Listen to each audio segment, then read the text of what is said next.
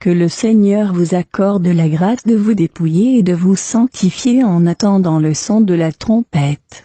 Je vous salue au nom de Jésus-Christ. Je m'appelle Nonkolison Ngeleka. Je suis de Nzimakwe, et j'étais une gradée dans l'espace pendant 12 ans. Je suis né en 1988, j'ai 22 ans.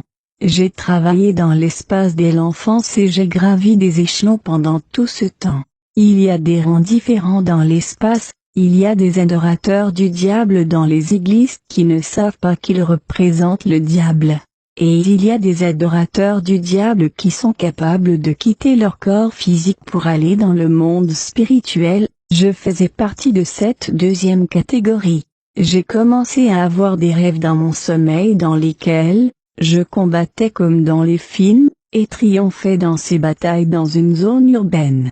Le 3e jour que ce rêve s'est reproduit, j'ai entendu une voix me demandant si je voulais suivre cette voie. J'ai dit oui et il a dit allons-y. Quand nous sommes allés, je me suis séparé de mon corps et un démon est resté avec mon corps et puis je suis allé travailler dans l'espace. Quand je suis arrivé là-bas, ils m'ont donné un code et m'ont offert le sang, parce que vous devez vivre du sang des gens afin de perdre tout sentiment humain, et vous comporter comme un animal. Il y a des nombres qui représentent chaque grade. Le nombre 3 représente des adorateurs du diable, le nombre 6 représente les satanistes. Un sataniste est quelqu'un qui est mort étant adorateur de diable et qui vit maintenant dans le royaume spirituel seulement. Le nombre 9 représente Satan, le roi des démons. Lucifer qui a été chassé du ciel à cause de l'orgueil. J'ai travaillé dans l'espace. Au départ nous étions envoyés pour causer des accidents sur les routes, afin que les démons dans l'espace aient du sang à boire.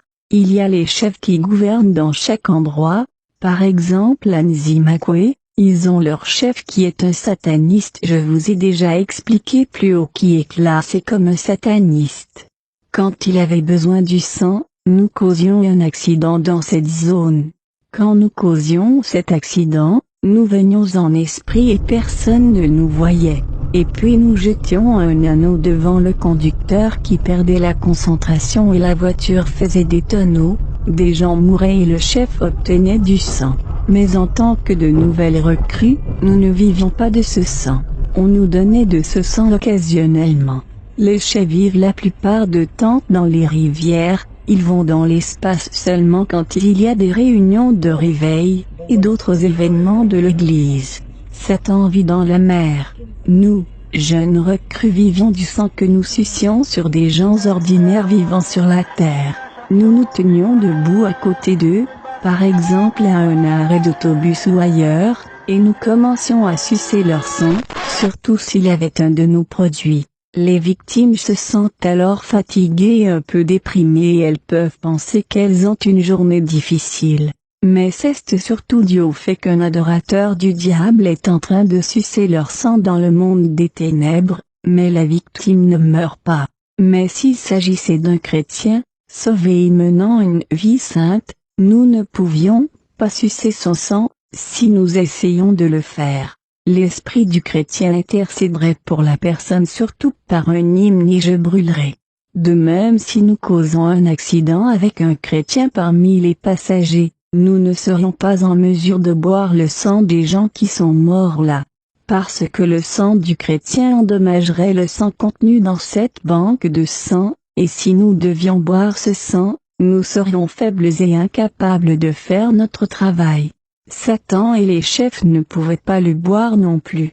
Si une personne est sainte, cette personne n'utilise pas nos produits, les strings, ce sont nos produits. C'était mon devoir de prononcer des incantations et des malédictions sur ces objets, les boucles d'oreilles, les colliers, les vernis à ongles, des extensions de cheveux en fibre, peu importe le genre, que ce soit le collage ou la tresse.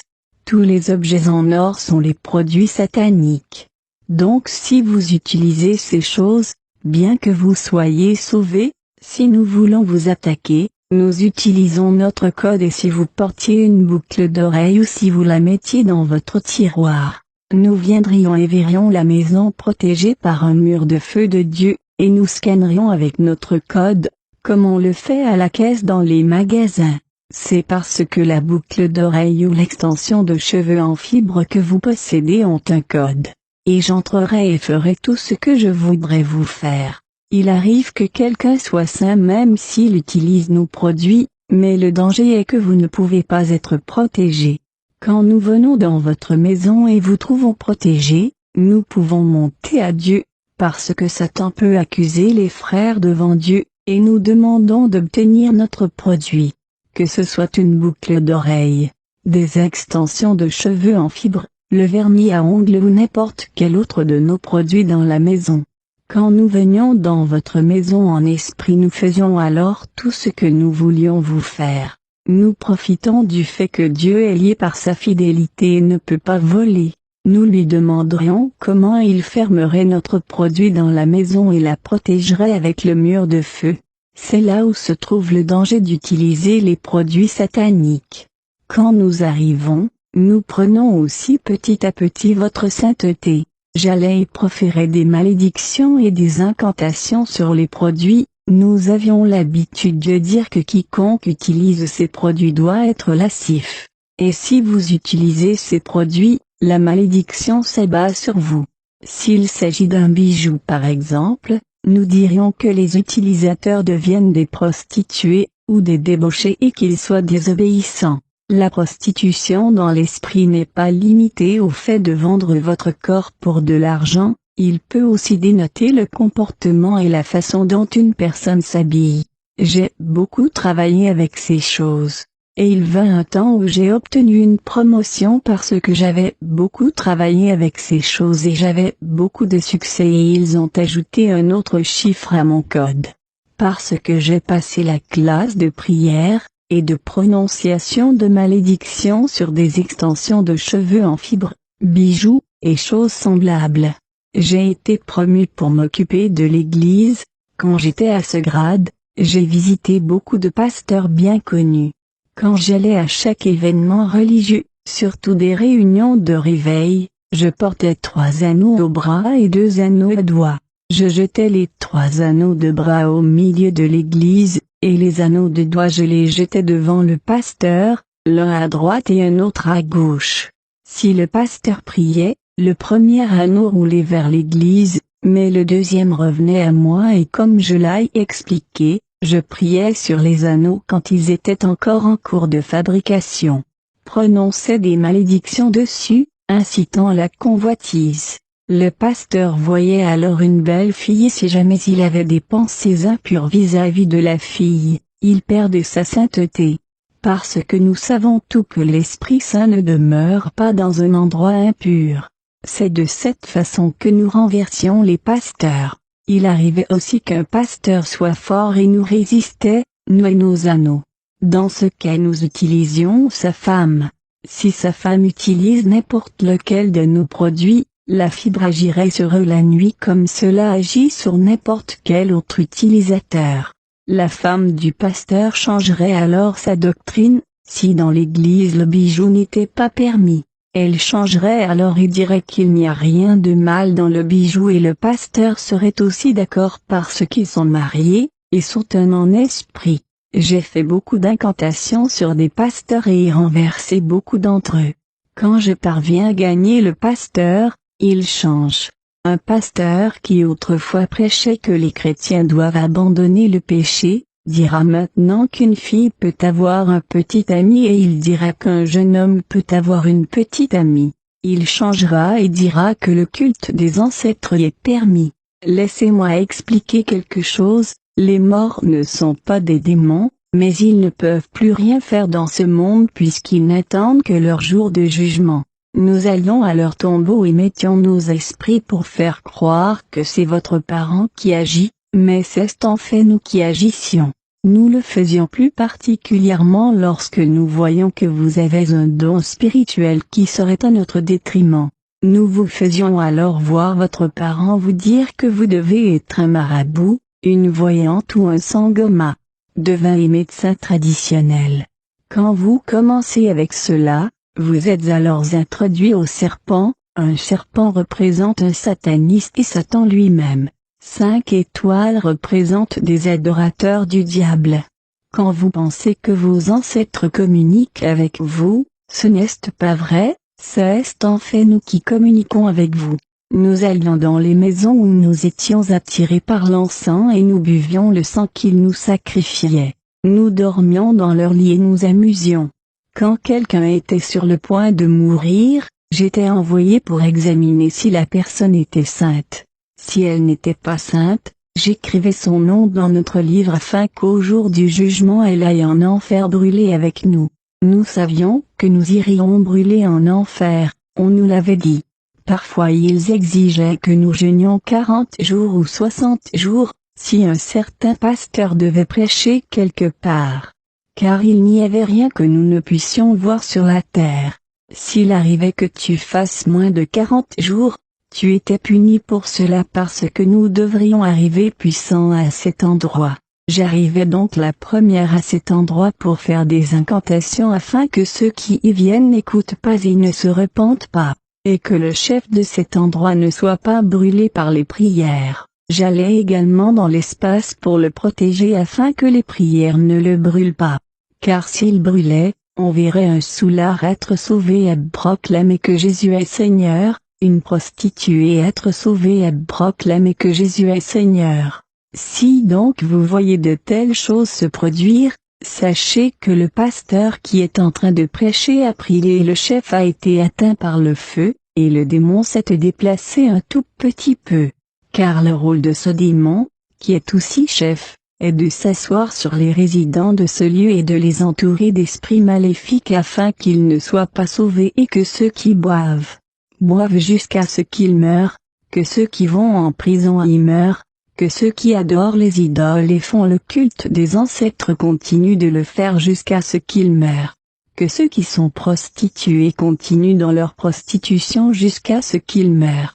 Je ne travaillais pas dans la côte sud de Afrique du Sud, parce que je viens de là. J'ai travaillé dans des endroits tels que Durban et ailleurs. Quand j'étais dans l'espace, il ne m'appelait pas par mon nom, il m'appelait par mon code. Il m'appelait par mon code pour me dire par exemple que je dois me presser et aller au Swaziland ou à Durban. Comme l'entreprise là-bas avait fini de fabriquer des boucles d'oreilles, je devais y aller pour faire les incantations dessus avant qu'elles ne soient envoyées dans les boutiques. C'était mon devoir de faire des incantations dessus. Une autre année, j'ai été envoyé à Ntuzuma. Il y avait un pasteur là-bas, je ne mentionnerai pas son nom. J'avais été envoyé pour enlever sa sainteté. Ce pasteur était un vrai homme de Dieu sauvé, et son témoignage était impressionnant. Quand j'ai enlevé sa sainteté, j'ai eu une promotion. Je suis devenu une gradée, et dès lors, j'étais chargé de tendre des pièges à l'église.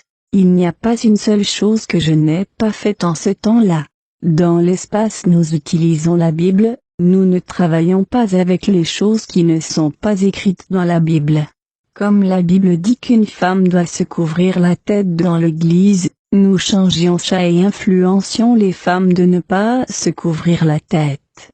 Et quand les femmes ne se couvraient pas la tête, nous allions les accuser auprès de Dieu, et lui demander comment il pouvait les considérer comme ses enfants, alors qu'elles ne se couvrent pas la tête dans l'église.